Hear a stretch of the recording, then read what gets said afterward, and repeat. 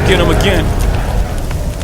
Welcome back, fragrance family, to another unboxing first impression video on my channel. Today we are diving into a scent that's been on my radar for a while. This one called Green Lover by the brand of Lolita Lempicka.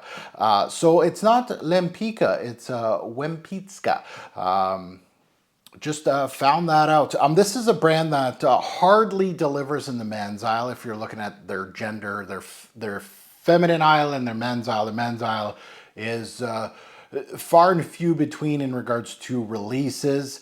And this one really intrigued me. It's not au masculin or a flanker. This is something different, I guess.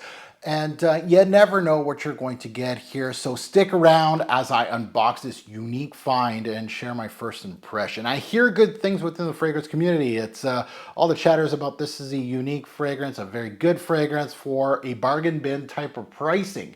So you might just discover your next signature scent here on the Robesway channel. We'll see. Now, we want to give out a huge shout out to today's sponsor of the day, FragranceX.com. They hooked us up with an exclusive deal. You can use the code ROBES08 on their website. It is my channel name at checkout, and you get 15% off on your entire order. So go check out FragranceX and use my coupon code ROBES08. Thank you very much. You guys know I'm a huge fan of the Lolita Lempicka lineup, especially some of their earlier men's releases. So when I heard about this one with its prominent mint and vanilla, and we don't know yet if that's what I'm going to get, I had to get my nose on it. It's very outdoorsy as far as the box is concerned. Very much a some greenery, some water-esque, picturesque type of thing.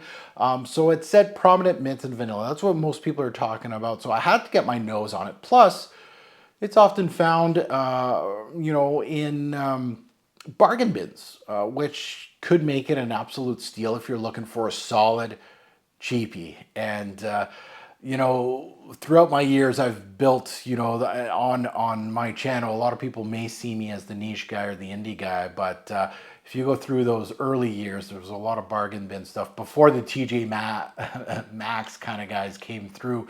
I was talking about stuff like Gucci Envy that was in the bargain bin. Imagine that. Gucci put on 1 and 2, both of them. Among others, Body Kuros was in the cheapie aisle. Imagine that, like all these it's bringing me back now. So I had to get my nose on this and kind of see what it's all about. Now, it's been almost 10 years since I've talked about the brand. Imagine that. It's been a while. I don't have too many videos on my channel. And I've reviewed the Eau de Minuit version right here, the flanker of Au Masculin. So that one is really, really interesting. That was my last official video on this brand and Au Masculin. And of course, before that, I spoke about Au Masculin here in its limited edition Fuzzy Wuzzy bottle here that I have here. Interesting bottle that you've probably never seen. Both incredible sets, really good sets for a designer brand. Now, this brand definitely leans heavily into the women's side. If you start looking at their roster, or you're looking at 90% women's fragrances, that's their bread and butter, versus 10% men, basically, for the roster. And since Green Lover is their last male branded release, and it's been a while, I had to check it out. It's been over 6 years since we've had a new Lolita release for men. So this one's pretty significant. Let's see what this one's all about. Now, if you're new here, welcome to the Robesway channel. I'm your host, Mark. Hit that subscribe button. She's free. I do unboxings. I do samples mostly. We're gonna have some new things on the channel coming up. I'm working on those, but I'm really delving into what I call, if you're new here, the purgatory, where I took a little break from YouTube, but I kept buying. And obviously, life goes on. YouTube's like at the bottom of my totem pole, by the way. That's where the priorities should lie. Unless this is your 9 to 5, it should be at the top so you can earn some money. But for me, it's a hobby. So as a hobbyist, this is the last of, I took a break from it. But what I'm doing now is unboxing those things, but I'm still buying. As you can see behind me, there's some fragrances up here that have been here since I've returned, like 2 years now. They've just been collecting dust because I'm hitting the purgatory. The purgatory is almost close to empty. My desk has like 60 bottles, maybe more on my desk right now to be quote unquote unbox like this video. So we got a lot on the desk right now, but we're starting to slowly get rid of that. So it would be nice to kind of catch up. So let's look into it and smash the like button, of course. Really appreciate that. It's free for you, and it helps the channel. If you want to hit dislike, whatever it is, if you comment, any interaction on the channel is good news for me. And to my returnees, welcome back to the channel. Maybe it's been a day, maybe it's been weeks, maybe it's been months, maybe it's been over a year. You just haven't seen anything of my videos that really intrigue you. Welcome back, and thank you for the support. Absolutely love, and my diehards, you know, the ones that continue to go on these videos, even if they're interested or not, always commenting, stuff like that. You are all the best. Now let's take a look at the note breakdown. Let's see what we have here. Green Lover. Up top, we have green mandarin and pepper. Okay, so spicy, green citrusy thing. Okay, in the mid we have gin, mint, and juniper berries. So there's your greens, right? The mint, the herbal mint, the juniper berries. Okay, so now we got our green aspect. In the base we have vanilla and musk, and I know there's a lot of vanilla in here as per fragrance community, right? I'm in this community, and I hate reviewers that are just like, oh, I'm going in blind, I don't know what's going on. If you're in the community, you're in Facebook groups, you are subscribed to people, you have friends in the fragrance community. So almost saying like you're going in, you know, unless it's brand new and you're the first one talking about it. I kind of know what's going on here. Minty, green, vanillic thing. That's basically what people are saying, but we'll see. I trust my own nose. Let's start delving into this one. Now, this brand has been steadily, you know, they don't have much, but everything that I've tested from the brand is good. So they have a really clean, really good record with me, and they're cheap, right? The Eau Masculin I got for, this was bargain bin, even though it was a limited edition bottle. And that one, yeah, I paid a little bit more, but it was under $100. So this one was released back in 2019, and it's the last male release from the brand. So okay, 6 years apart.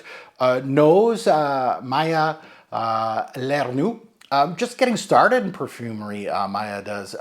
You know, just started in 2017. She has Kenzo's under her branding, Givenchy, Burberry, to name a few. So a new name to me, and we're gonna see what she has done with this one right here. Now we're looking at pricing. This one retails for $90 USD. Obviously, don't pay retail. Anybody that has any fragrance purchasing power that you've been in the game for a while, you know, discounters have this for $20 to $50, give or take. Testers also can be much lower. I've seen that testers don't come with caps, so just keep that in mind. Some testers, some brands give you a cap, some do, some don't. It seems like they're not going to give out a cap with this one. They do have the sticker at the top with the branding logo, so the little star and everything. So, you know, a lot more brands are doing that with the cellophane. They're putting their own little stamp of approval. So let's delve into this one and let's see what we get. And this one's been sitting in the purgatory for a while too. So it'll be nice to kind of add this to. See you later. Okay. Oh, very, very blue on the inside. So now some natural raw ingredients present in your fragrance may alter its color over time without affecting the quality of the fragrance. Yeah, of course. Okay. Interesting that they put that in the statement. Yeah, the juice is like a yellowish color, but the bottle is kind of like an aqua kind of color. Interesting, you know, I haven't checked out any Lolitas since these, so I haven't seen the new bottle designs. I'm guessing much cheaper to produce these ones than these ones that were a little more interesting, we'll say, more creative. But, you know, for a bargain bin brand, this is one way to cut corners, and I'm not saying that they're cheapening out, but why not cut corners in certain things that are the most expensive? The most expensive things in perfumery usually are these things that I'm holding up right now, not the actual perfume inside. To build the perfume, yeah, the company will pay mega dollars for a nose to kind of get things sorted, but after a while, once you start mega producing stuff like this, something like this is probably the cheapest stuff, is the actual juice inside, not the glass, not the cap. The cap's expensive. The, you know, the cool box with all the coloring is expensive. So let's delve into this. We'll put it on strip first and then we'll put on skin, of course. Green Lover. Oh, yeah, that's interesting. Oh yeah, that vanilla is popping through. This is definitely not, it does not evoke what's on the box. Warm vanilla. Now it has some citrusy pieces here, but the focus is vanilla, and there's a coolness in here. Okay, so those mid notes are working their magic even immediately. Very interesting. So yeah, you're getting that green mandarin. The vanilla is standing out, but green mandarin, and you got some pepper. The initial spray of Green Lover is a vibrant, almost effervescent kind of burst. The green in the name comes to life with a bright, juicy green mandarin, I guess. It does feel crisp and uplifting. It isn't a sharp, sour citrus, but rather one with a subtle sweetness and a touch of zest. What truly sets it apart in the opening is the pepper. Now, when they give you nondescript pepper, it could be any pepper. It could be black pepper. It could be pink pepper. It could be Szechuan pepper. This is Timut pepper. Now, Timut pepper isn't your typical black pepper. It has more citrusy, more grapefruit-like spiciness that is both invigorating, slightly exotic as a note. It creates a sparkling, almost fizzy sensation that is immediately engaging and quite distinctive. And I've smelt that in not too many fragrances use this, but it's always the time that I'm like, pepper, or they just list nondescript pepper in the fragrance, no breakdown. And I'm not talking about cheapies or anything. I'm just talking about, it's only happened like maybe I could count it many times on my hand, and I can't even think of the fragrances right now, but I've had this thought that I'm like, pepper. And then I'm like, oh, it's the Timut pepper. Yes, yes, yes, yes. But warm vanilla, green, fizzy, minty, yeah, orange vibe. Very, very, a little artistic here. And people are saying that like this is an orange creamsicle kind of thing. I can see that. I can sense that. The vanilla is slightly lactonic. So that's where it goes into this like ice cream thing. It's not your typical vanilla, it's lactonic a little bit. It very much focuses on the vanilla orange. There's some coolness in here that really goes into that ice cream. I think that's from the juniper. You might perceive a little hint of like something like a green apple or slightly bitter leafy greenness, but it's quickly softened by the mandarin. It's a very optimistic, energetic start, setting the stage for something that feels, I feel like it's going to go into more of a fresh, intriguing kind of fragrance. It really does not depict what the box says, to me. It's a very interesting concept. Now, that mid was playing a little bit, and I'm trying to see like how the mint is playing a big part, but it's right now. Like I see the gin, mint, and juniper berries, and I'm trying to figure out where it's going to get placed in here. And I think, you know, as the initial citruses and that Timut pepper begins to mellow, I think the heart of Green Lover is truly going to unfold, revealing this green, like I can kind of sense a green fizzy cocktail accord. This is where the fragrance gets its unique aromatic character. And there's a cooling factor in here, and that's where the ice cream kind of thing, because the vanilla goes lactonic, but there's a pick-me-up here. You're distinctly picking up something that is cool, slightly boozy aroma, which is the gin, which is complemented beautifully by the crisp, invigorating scent of mint leaves. The juniper berries adds a resinous, subtle woody aspect and slightly piney facet that rounds out that gin and tonic kind of vibe. Yeah. Okay. So this is where the artistic, very artistic, modern takeaway. And it really is a invigorating punch. It reminds me of something, and that sucks. Like once the camera's off, I might remember what it is, but it reminds me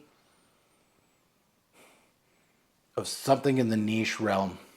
Not saying that this smells niche, but I'm saying honestly, it is kind of niche in a way because I don't think this is your mainstream cheapy, right?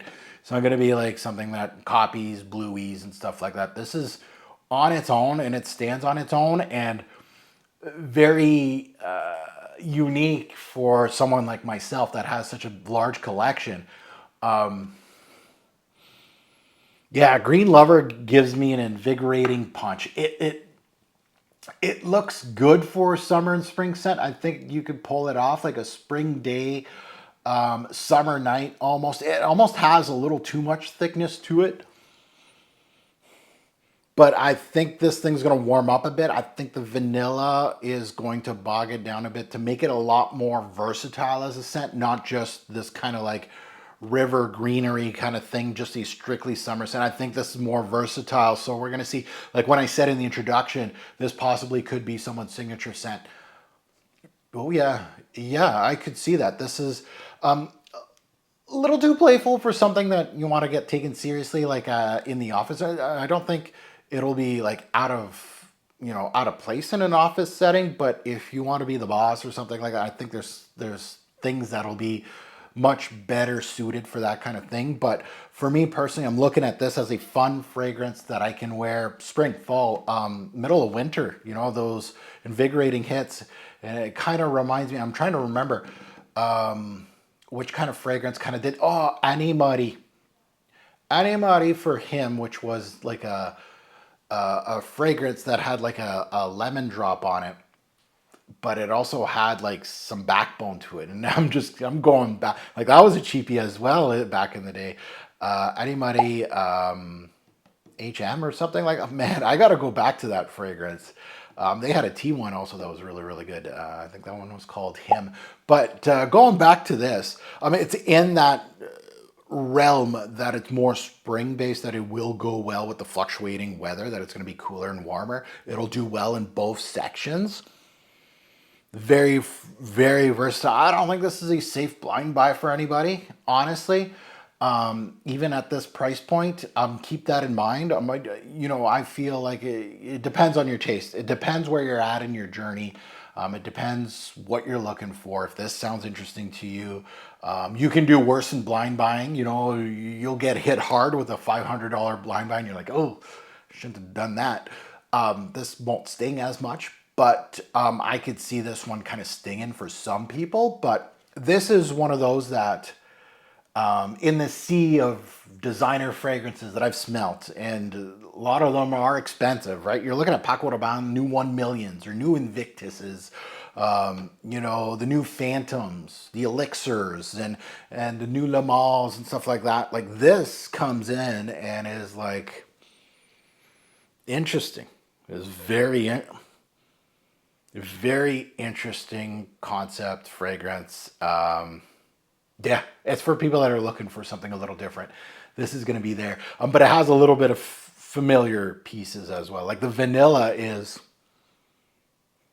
yeah. So the pepper itself, just keep that in mind. Timut pepper, more of a grapefruit zest that gave it a zing up top there, or a very interesting note.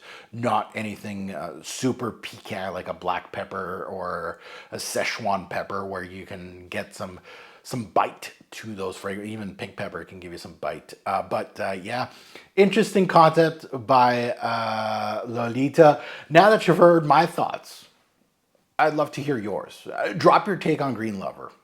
Or, if you haven't, you can always recommend perhaps an Eau Masculine flanker, which I Don't think I've smelt all. I think there's a fresh one. I think there's another one too that I could check out maybe. Yeah, always recommend, you know, something that I could discover other than the two I have here. Comment below. Let us know. And as always, a great pour fragrance will make a lasting impression. Choose your scent wisely. Thanks for watching. Have a good one.